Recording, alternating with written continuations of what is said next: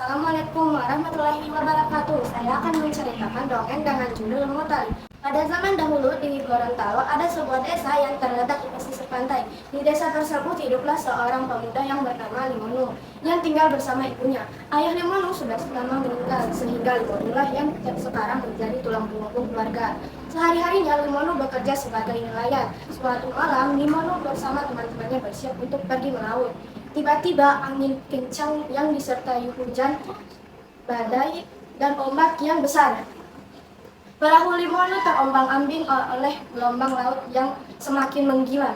Bush! Suara ombak yang besar memecah pantai. Limonu dan teman-temannya sangat berputus asa dan tidak dapat melanjutkan pekerjaan mereka. Dan akhirnya mereka pun memutuskan untuk kembali ke desa dengan tidak membawa apa-apa. Ternyata badai itu terjadi sampai berhari-hari sehingga sangat tak mungkin bagi penduduk desa untuk pergi melaut. Bahkan beberapa perahu nelayan banyak yang hancur akibat gelombang yang besar. Krisis pangan pun mulai melanda. Banyak warga yang hanya bisa mengkonsumsi ikan kering.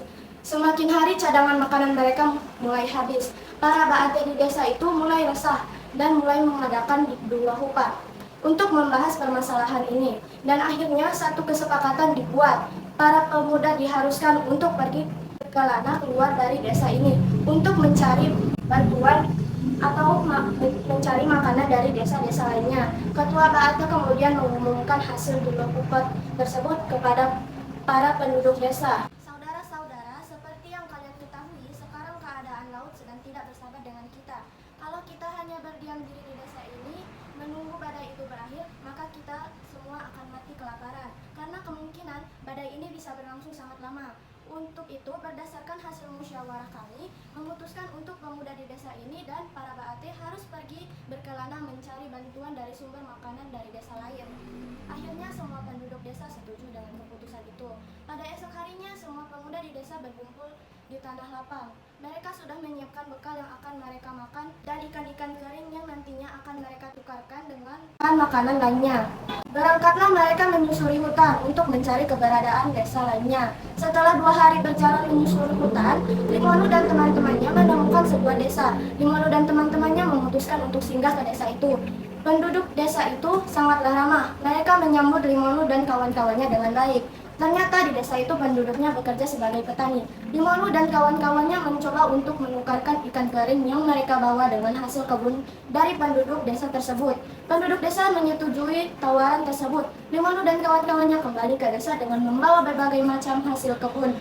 Para penduduk di desa menyambut mereka dengan sukacita. Sejak saat itu, penduduk desa pesisir pantai membawa hasil tangkapan di laut ke desa tetangga untuk ditukarkan dengan hasil kebun. Begitupun sebaliknya. Namun lama-kelamaan berbagai masalah mulai timbul. Mereka sudah mendapati beberapa kendala dalam melakukan tukar-menukar barang. Terkadang yang ditukarkan tidak sesuai dengan apa yang mereka mau, sehingga banyak yang mengalami kerugian. Para baate dari kedua desa melakukan dua hupa mencari solusi untuk memecahkan masalah tersebut. Akhirnya para baate menemukan sebuah solusi, yaitu menciptakan alat tukar yang terbuat dari batu yang diukir. Jadi di batu itu diukir berupa garis lurus, dimulai dari 1 sampai 5 garis yang disesuaikan dengan ukuran batu. Lalu para penduduk desa mulai mengenal yang namanya transaksi jual beli menggunakan batu-batu ukir tersebut. Namun lama-kelamaan para penduduk mulai mengeluh karena batu sangatlah berat. Apalagi mereka harus menempuh jalan yang sangat jauh. Lalu para baate kembali mencari solusi, yaitu mengganti batu dengan daun pohon yang berbentuk unik. Itu pun tidak berlangsung lama, karena daun tidak dapat bertahan lama, sehingga mereka kembali menggunakan batu sebagai alat tukar.